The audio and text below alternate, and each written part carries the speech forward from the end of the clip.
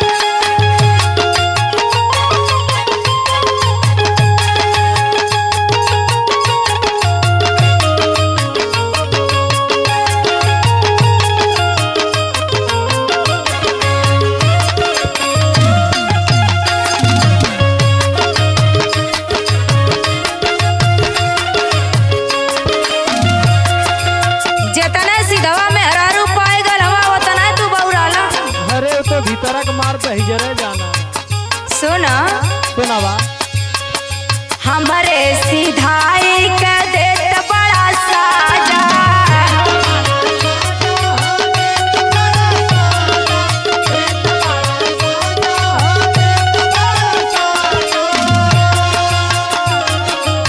कान खोल के सुन ला।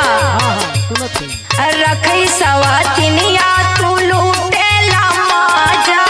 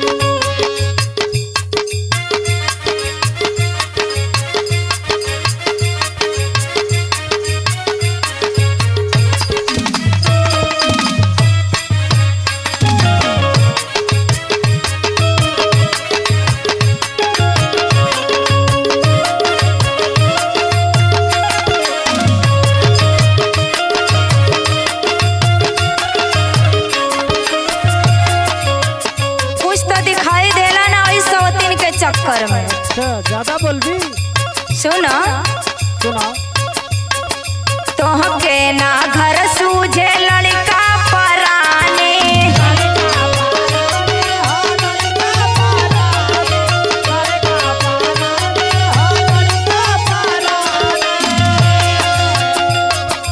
जाने का घोर के पियवले हरामे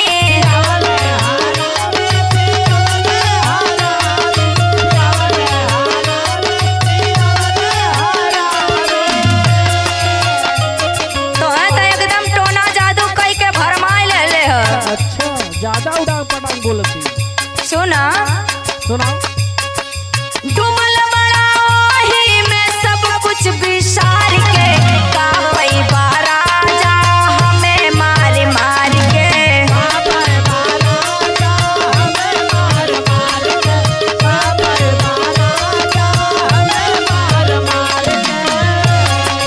तोहरे कारण सही कितना हम ताना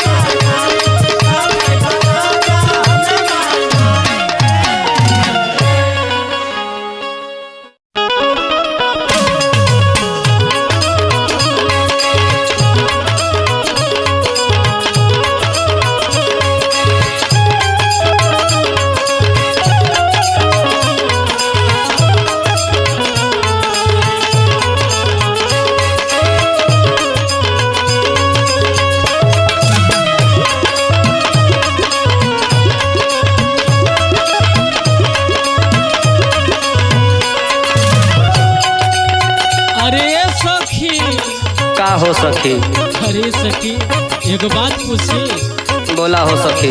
कैसन तोहरे घर में हल्ला होत रहल हो रती ए सखी का बताई, सुना सुनावा। राहल घरवे में लुकाइल झुलनी चोर ये सखी।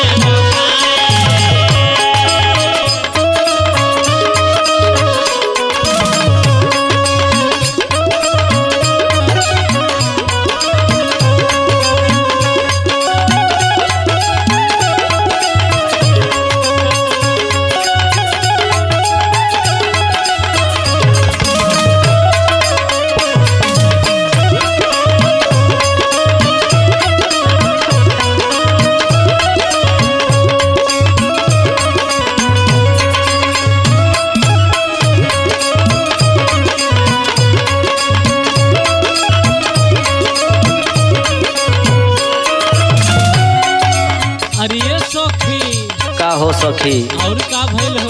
सुना ए सखी। सुनावा। ना जाने कब चुरा लिहस हम तनिको जान न पवली रे। तनिको जान न पवली रे, तनिको जान न पवली रे, तनिको जान न पवली रे, तनिको जान न पवली रे। अरे लगली टोवे झुलनी हम देख के तब घबरैली रे।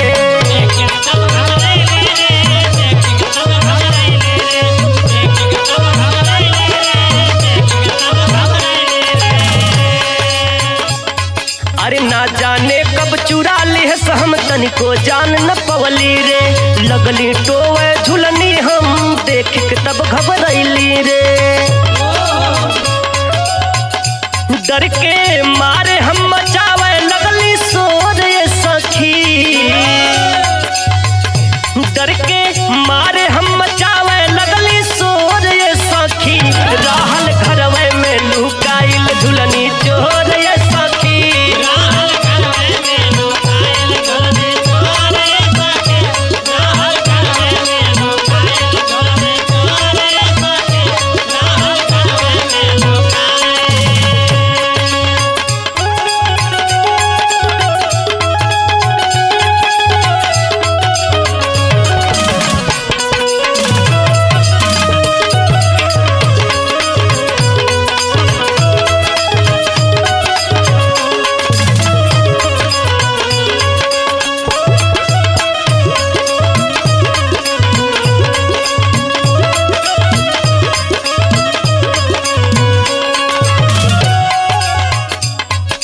सास ससुर और जेठ जेठानी सब केहू मिल के खोजे रे।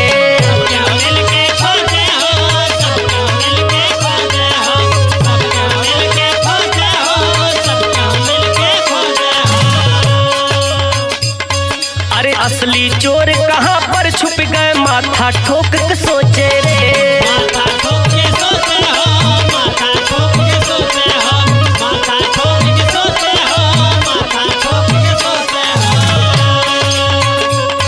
अरे सास ससुर और जेठ जेठानी सब केहू मिल के खोजे रे। असली चोर कहाँ छुप गा माथा ठोक के सोचे रे। जेपी अमरजीत रहल चित चोर ये सखी। जेपी अमरजीत रहल चित चोर ये सखी। रहल घरवे में लुकाइल झुलनी चोर ये सखी।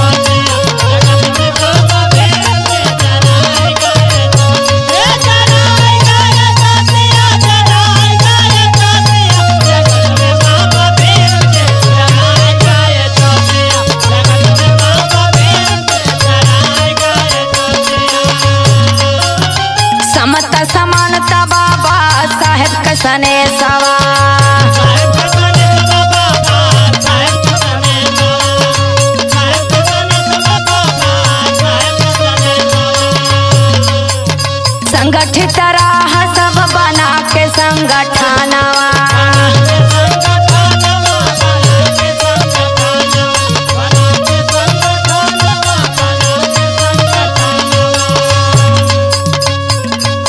जेपी